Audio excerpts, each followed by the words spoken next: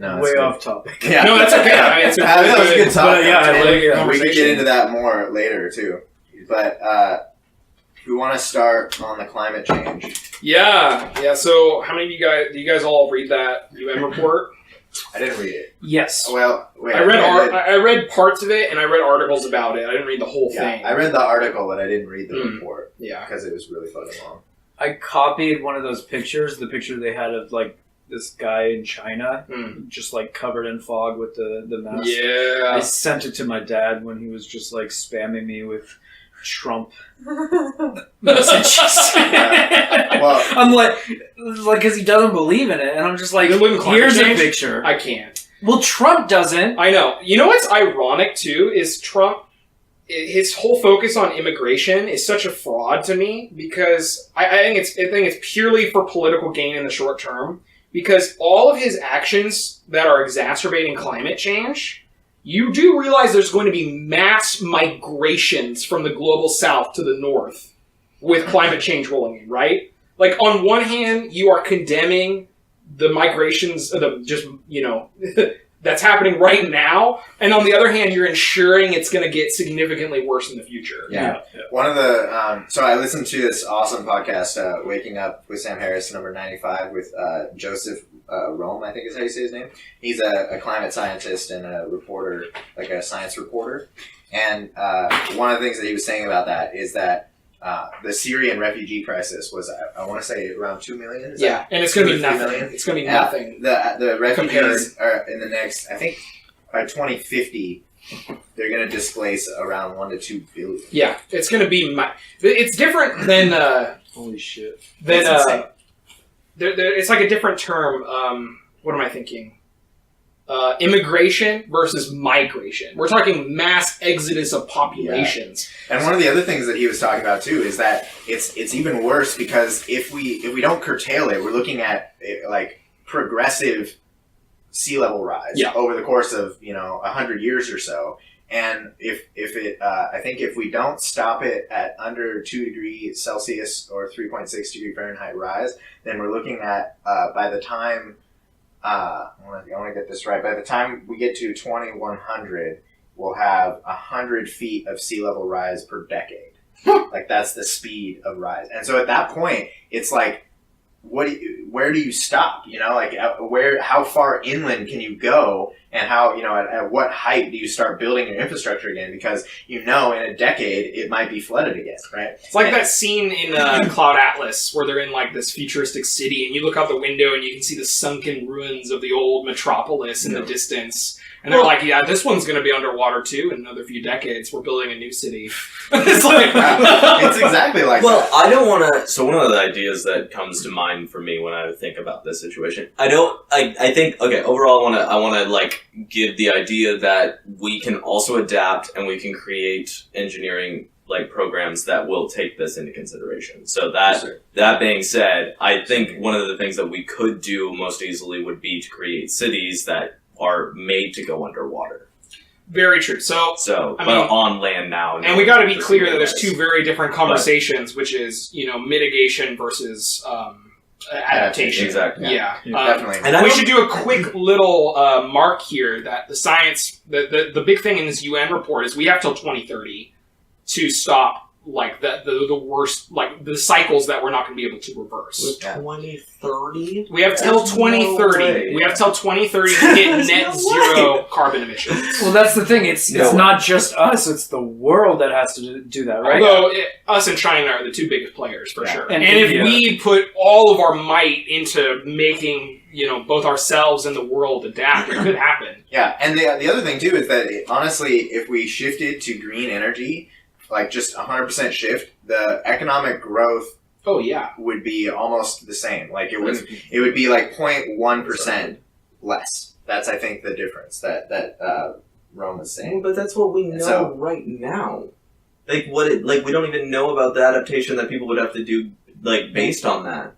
Yeah, all I'm saying is that's not a good reason not to. Exactly. Yeah, I mean I'm just saying it's like one of those situations where you're like, oh well, I'm worried about the projection. And it's like, no, this is literally what we know right now. Yes. The economy will be the same. And it's also I think there's a fundamental problem, right? So, like, if you acknowledge that climate change is real, then it's really easy to just be like, well, if we do nothing, we're looking at trillions and trillions and trillions of dollars. Like, literally multiple trillions of dollars of wealth is going to just evaporate. Oh, yeah. Not to mention, I mean, just think of the political instability. I mean, you can't even calculate. It's crazy. So I think the biggest problem is getting people to act and getting people to acknowledge that it's real. Yeah. So those are the biggest problems that I see. And I think the reality one is the hardest for me to wrap my head around because people are literally just denying that it exists. So right? that's the first step, So- and I feel like they're only going to acknowledge it when it gets so bad that Yeah. it's Basically, so hard it's not too late. to. Yeah. So I have a few things that I took notes on that I want to kind of just run through. So first of all, one of the myths that happens a lot is people are like, well, you can't predict the weather. Like you can't, my weather prediction on the TV is wrong, so how do you expect to predict something 50 years in advance, right? And so that's a fundamental misunderstanding of the difference between climate and weather. So climate is what you expect and weather is what you get. And weather is on a very small scale, right? And climate's on a large scale. So year to year, the fluctuations are very, very small. Like we know that June is going to be hotter than January, right? And those are just, at least in the Northern Hemisphere, right? We know the macro trends, but Exactly. it's hard to predict the micro results. Very, very hard. And so those are fundamentally different things. There's been around half a degree of temperature variation since the last ice age.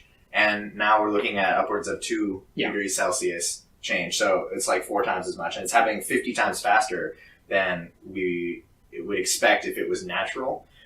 If there was no human activity, the Earth would actually be cooling right now. So Yeah, we were because we were still in the Holocene, and it was expected we would get another ice age. Yeah. And what's happening now is because we've emitted so much CO2 so rapidly since the industrialization, we're pushing the Earth into a new geological epoch, which they're calling the Anthropocene. Yeah. And it's going to radically change the cycles of the planet itself. Yeah, totally. There's a website called Skeptical Science that runs through like all the major things that people deny about it, and it'll give an explanation of why it's wrong, and then it'll link to relevant scientific articles if you want to check them out. So that's really cool. There's like the leading scientists say that there's a 95 to 100% chance that humans are responsible for 100% of the warming since 1950, and there's a 97% consensus that humans are responsible for at least 95% of it. Yeah. So then something that I didn't know was that the water vapor in the air is actually what's causing most of the warming. It's not the CO2. So the CO2 and all the other greenhouse gases caused a slight amount of warming, which caused there to be much more water vapor in the air. And then the water vapor is actually what's trapping a lot of this heat. It's just like a cycle, reinforcing Yeah, cycle. exactly. So ice is a huge thing. Ice reflects a lot of heat. And then once you melt it, not only do you have less heat being reflected, but you have more water, which turns to more water Which vapor. traps more and heat also. yeah, Yeah, exactly. it's just a shit show. All All of these feedback loops are where it starts getting really scary. Yeah. I mean, we don't think about how consequential it's going to be when, the actual, what are they called? The Ice caps? No, the ocean, the way the oceans Ocean flow. currents? Ocean currents. Oh, yeah. I mean, if those change, we have no idea the amount Yeah. of change that's going to cause on the Totally. planet. And the acidification of the ocean Yeah. is already a huge deal. Yeah. Yeah, the amount of damage. It's just Yeah. we're Just ridiculous to even running think about. through the acidification too, if what's happening is that we're getting small changes in ocean temperature, and that allows for more carbon dioxide to be dissolved into the water, which increases the acidity of the ocean. So when carbon dioxide is dissolved in water, it turns into carbonic acid. And previously, we've had a bunch of coral that are taking all of that acid out and turning it into calcium carbonate to make reefs. But what's happened is that the acidification has gotten to the point where the coral can't handle it anymore. So they're dying, and now they're not able to take out the CO2 in the water. So it's just another getting one of worse. those feedback Yeah. loops. So just for anyone that didn't necessarily understand how that works, it's pretty scary. One of the other things too people will bring up is if our climate changes, and we can just move further north, right? So we can just move into the places that are currently ice and just move our breadbasket up there. And that's true to a certain degree, where there will be a lot of fertile land in Siberia and Canada, but we also get much less sunlight up there. So the production will be way lower than what we have now. Yeah, I heard something about how in the short term we could actually improve production of crops in the United States because there's going to be a massive increase in rainfall. So it predicates that we find an intelligent way to channel that water and use it for crops. But this is still just short-term stuff. Eventually, the negatives are going to outweigh that. Definitely. So that's just kind of a rundown of a lot of things that were talked about in that podcast. So that's a really great podcast if you just want to get a bunch of information about it. But I think as far as tackling the issues that I was talking about of just people denying it and people not acting, as far as denying it, I think there's two ways that we can go about trying to get through to them. And the first way, and I think the easiest way, is instead of talking about climate change, talk about pollution. Because very few people deny pollution is bad. Yeah. Right? You have to be retarded. And if they say, retarded. It's fine.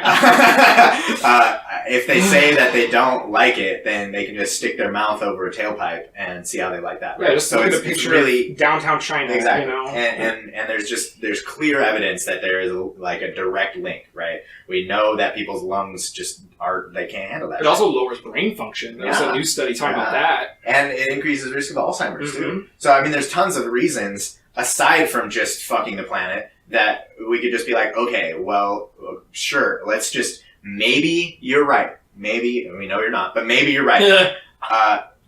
What would you really want to live in a world where we're just polluting though, right? Like that's still a bad thing. So let's curtail pollution in the ways that we know how, and things will be better if either of us is right? Yeah, right. So, oh no, we made a cleaner planet. I know, exactly. And then the other thing too is you can frame it in terms of betting rather than like saying climate change is real. It's like, okay, what would you bet that it's not? Would you bet the entire fate of the planet? And see, that's the thing. That's the thing is like your skepticism is fine, but you have to look at the context. The context is if you're wrong and the vast majority of the scientific community is correct, we are dealing with an existential threat to civilization. Exactly. And that's too high of a stake for you to gamble on. Exactly. And if we're wrong, and then nothing will happen. It's just we make cleaner technology, and nothing bad happens except certain companies no longer are going to be dominant. Oh. Yeah. When you weigh those things, you're just being insane. I know. And those companies could just reinvest in other things. Yeah. If we have to, clean energy. We'll subsidize them being the ones that transition to clean energy technology. I don't give a fuck. And it's also stupid because then we get off of oil and coal, which we know are going to run out eventually anyway. Yeah. Right? So, it's so funny. I've heard people be like, argue, no, the planet's making more oil. You're full of shit. I mean, yes, but not at the rate that with infinite growth of civilization. Yeah, okay. All right, get out of here. Get out. Yeah, as opposed to just harnessing the power of the fucking sun. Yeah, right? A giant fucking fireball in the sky. Yeah. Okay. Anyway. Yeah, just to put some more thoughts on this in terms of how it's going to affect geopolitics. So I was listening to Lawrence Wilkerson talk about this because he took part in a big, a simulation that involved foreign policy officials from a bunch of different countries and climate scientists. And they all got together to look at the data of what's expected to happen and go play by play how these different experts within foreign policy communities from different countries think their country will respond, beat by beat. And it was absolutely horrifying. I mean, by 2060, the simulation came out that all the peer powers, United States, Germany, France, Russia, all the peer powers were building armed walls on their borders. We're talking machine gun man border walls. And that this was assuming that each of these countries tried to respond in a humanitarian way as long was sustainable. This isn't even assuming they responded in a xenophobic way, which they might. We're seeing that right now. Yeah. And it was so crazy when they were doing a presentation about it, and one of the officials from Germany was like, I absolutely don't believe that our country would respond that way. I protest. And when they cited the foreign policy officials from Germany who participated, the dude just sat back down. Damn. Like, it's crazy. And they were saying the majority of the migrants are going to be young men, and that most of them will be armed. Probably. Because they're we're not talking about immigration. This is migration of displaced populations on a massive scale. Yeah. It's just, I don't know. I think for me, it's also like that whole like economy thing. I think it would be naive to think that it would be anywhere similar to what it is now, because it's like the amount of infrastructure that we would need to be able to create in all of our states now, in like the middle, like the Midwest where like no one lives, or like the upper Middle West where no one lives. It's like we could create all of those houses. We can create them with new technologies that are all sustainable, so that when migrants come, we can just ship them up there if we want and be able to live in a healthy, nice place to live. And then we won't even have to deal with all the conflict and stuff. I just don't even understand where this like terribly closed-minded or I guess just pessimistic way of thinking is, because they like it seems as though they're making so many assumptions on like how little we can do. I see it as like just a fundamental failure to recognize that it's a problem, right? It's like they're taking the easy way out. They're finding a person that'll tell them that they don't have cancer. Like, this was an analogy that Joseph Rome mentioned, where he was talking about if your child has an illness and you go find like one doctor's like, your child has an illness, they're gonna die unless we intervene, then you might go and get a second opinion. And if that guy says the same thing, then you're not going to go out and look for the one person that'll say, no, he's fine. He doesn't need to do anything. You're going to fucking listen to the goddamn doctor, right? You're not going to poll the entire medical community and find the two people that are like, no, cancer's not real. And you're going to be like, that's my doctor right there. Yeah. That's retarded. Like, we don't do that. We don't play that same game when it's close to us. Well, see, this is just people abstracting it so that they can not think about it. This is where it becomes an existential threat to have your society seized by, a clapped out elite of, wealthy interests. I mean, I really do think that these people feel like they're going to be able to insulate themselves from the impact of this with their wealth and power. And that they're sociopathic enough to be okay with that, even though I think they're wrong. So you think they acknowledge that it's real but don't want to act because it will hurt their short-term gains? Yeah. And I think they think they'll be fine. Man, I hope that's a minority. I think that it is, personally. I think the people that are choosing not to do anything about it are sticking their heads in the sand. Yeah, I don't think that's they're a that lot of it. Conscious. But think about the architects of society, big business controlling policy, or, politicians who deny it. Because, think about all the Republican political figures who just actively thwart any attempt to deal with this. Yeah. Because they're moneyed in, the people that put them in power with moneyed interests don't want them to. How can you do that? I think they have people come before Congress who are the foremost experts on this. Yeah. It's not like they're living in a bubble. Yeah. Well, yeah, they shouldn't be. They are a bubble of power, but they have all the relevant information being presented to them. Yeah, it's hard for me to understand how their minds are working because it's just so contrary to my own. But I think part of what might be going on is that they are just super arrogant. And they're like, I don't care what you're telling me. It's not what I think. Well, there was that really good example of, I forget where this was posted. It was a few months ago. But there was a climate scientist who was brought before, to speak before a handful of billionaires in a private meeting. And all the questions they were asking him was about these dangerous impacts happening, about where are going to be the best places to go and hide out. They're asking about is it going to be better to go to New Zealand or Alaska? They were talking about how are we going to get our guards to keep following orders, once the shit hits the fan and stuff like that. The questions they were asking were very cognizant about this, and it was about how do we stay safe in this world. And so there's certainly a big sector of that that elite. Well, and I think that makes it even more important that we don't rely on them to change. Well, exactly, and we are. Yeah. Whether you're on the left, a lot of people on the left just think the Democratic Party's going to save them, and it's fucking bullshit. Yeah. The Democratic Party All they do is they acknowledge that it exists, and they give out small little platitudes to make the masses think they're doing something. I mean, nothing Obama did was enough. Not even close. Yeah. It was all the Paris Accord periphery. was really good. That was a really good start. It was a good step. Yeah. It needed to be the foundation. Yeah. They needed to come back and ratchet everything down. Yeah. The second time. Yeah. So I think it's ridiculous that like just a switch in a president can just totally. Oh yeah, now we're out of the agreement. Yeah. There should definitely be some form of continuity with that, where if one president signs an agreement like that, Well, it's like the just Iran get it deal. out. It's just like the Iran deal, and now countries are like, well, why the fuck should we listen to what you say? Yeah. Next president, you're just going to rip it up and go to war with us. Yeah, Yeah. And we're realizing now that the only thing keeping that continuity was just like respect and the understanding that that's what would happen. Right. But now we have a maniac who's just like, fuck it, I don't care. I'll just dump out of whatever plane. Yeah. Yeah, I just saw another article about the loss of animal life since, I think it was the 70s. It was biodiversity. Yeah, biodiversity. I mean, I don't remember the statistic, but it was overwhelming. Something like 70%. 70% of wildlife has been killed since not even a century ago. Mm-hmm. I mean, what the fuck?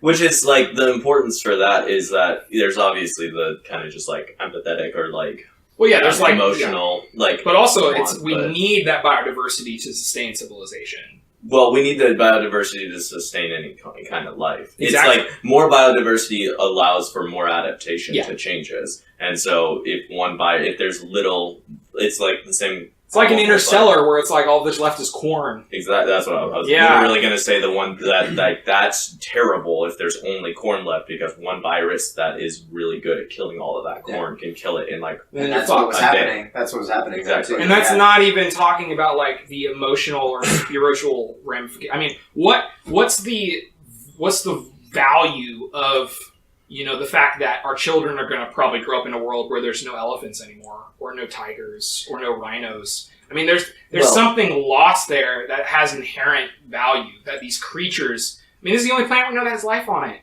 Yeah. And there's something inherently sacred about life. To me, that's my opinion, and I think a lot of human beings would feel that way as well. One of the things that I've put forth when I talk to some of my other friends who kind of are very pessimistic about the outcomes of this climate change is that I think that one of the solutions is going to be that we create technologies that allow us to be kind of like closed off from the world while it's changing a lot, and then we continue research into terraforming our own planet. Yeah, into that's such making a it dark livable again. outcome, though. I think it's the most, to me, it's the most reasonable. I think that is the most like, I can't really think of anything that's more optimistic than that. More optimistic would be, a mass global movement that was like militantly oriented around civil disobedience to demand immediate and profound action. I don't think, how about realistic?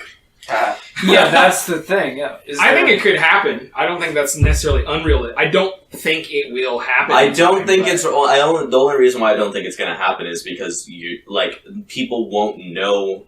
I feel like one of the biggest boons to civil disobedience is actually having evidence to suggest that it's probably not going to happen until the effects start rolling exactly. in. And then I think maybe you're right. And I think maybe you're right. But I don't think that's. I think the problem is going to be that we create a narrative that actually will lead to that more biodiversity in the future, bringing back all of our animals by creating a planet again that is able to sustain them. And that's something I thought about too, is we need to be, I'm sure we already do in a lot of cases, but we need to be collecting whatever we need from these different animals that maybe we can bring them back once there's we've made a world genetic that's more archives habitable. that do that.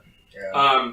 But I do think there is some hope, because I really do think there's going to be another mass movement that happens in the somewhat near future with another large economic collapse. Because there's more and more talk. Better be soon. There's more and more talk that it's going to happen around 2020. Well, all the biggest banks are saying they're expecting 2020, which lines up with a presidential election. And there's worries that it's going to be worse than 2008. because we've used all our little tricks. You know, interest rates are already near zero. I mean, it's bad. So and there's a lot of predictions as well that in the future we're going to see an international mass movement that's organized around anti-capitalism and climate change. That those are going to become linked because they are linked. People know they're linked. So, I mean, if that got triggered soon enough, that could really change things. But I just don't think that the problem is like we're talking about we're gonna have, you said, net zero by 2030. And I think that just the technological changes that would have to occur, I think I just have a hard time thinking about that happening within 12 years. Yeah. Well, I think there is an alternative as well, where if we get to close to net zero, and then with our clean energy, we start doing carbon sequestration and water vapors. Well, but that's where, again, like, so one of the things... Reforestation is going to be huge, too. Well, one of the things that I saw is online was it was the two brothers on YouTube that always talk to each other, but they were Vlog Brothers. Thank you. Yeah, and he brought up a study that was recently done that showed that we have to think about the climate change in a way where it gets to a point where things are going to happen, and then you can try to adapt the kind of like come back from it by doing like carbon sequestration and stuff. But the problem is you've already disturbed the system, and that system doesn't go back to normal. Exactly. I don't think this is something people understand. Is like they're saying if once we hit 2030, if we haven't gone to net zero, it's going to be a different planet. Right. And there's no going back to the planet we have now. Right. But I do think that we may be able to create a planet that would be sustainable to life again, but it won't be. For sure. It's not going to be the planet we had. Yeah. It's never again. But imagine the wars. Oh yeah, wars over water, and territory. There's going to be wholesale sections of this planet that become uninhabitable. They're saying the Middle East isn't going to be inhabitable anymore. Totally. I mean, what the fuck? Yeah. You're talking about an exodus of the Middle East and huge sections of Africa. Yeah, if you don't let them in, they're going to physically... Yeah, most of them are going to be fight armed. Their way in. Most of them are going to be... Because it's their life and their families. Well, and the population, when you analyze the population, it is going to be mostly young people. And a lot of them are going to be armed young men. Well, this is why it confuses me. This is why it confuses me why we're not investing in that, like, premeditated... like going and fixing up their countries, giving them technologies or giving them places to go stay. We're not even acknowledging it's that real. was part of the Paris Agreement was to help countries that needed new infrastructure. Help them get that was part of the whole bashing of it that Trump said is like we need to stop repairing other countries. We need to stop giving money to other countries. We're getting screwed. America first. And it's like this is a global existential problem. If you want to talk about empire or NATO or public relief in other all these different things, fine. This is something else. Also, just write laws where people will give you some of their profits for a while, make them pay you back. It's weird how short term we're thinking now. Especially when we have to be thinking so long term. Well, this is one of my biggest criticisms of the systems we have in place. Primarily, which I would attribute to capitalism, since it's so focused on short-term profits. But I mean, the one thing that makes us more likely to survive in the long term than any other species is that we can think in the long term and make decisions now to adapt to things that are going to happen later. Yeah. And yet, because of the systems we have in place, we have negated that quality, which means we are more likely to survive than any other creature that's gone extinct before us. We have negated that one strength that makes us superior in terms of evolutionary adaptivity. I wouldn't necessarily say it's the only one, though. We do have the ability to adapt more readily. We can adapt more rapidly once things happen. Right. But negating our foresight is like, oh my god. It's stupid. It's so stupid. And I think the biggest part about that is that we're not listening to our specialists. Yeah, what's the word for someone that predicts the future? I can't think of it right now. The seers, prophets. Prophets. Yeah. And they're that's kind of a term shrouded in religion, you know, but It's an you can important think of- function in you society. can think of science as a religion, Yeah, and that our was- scientists are predicting the future, and they're usually pretty good at it, and we're just like, nah,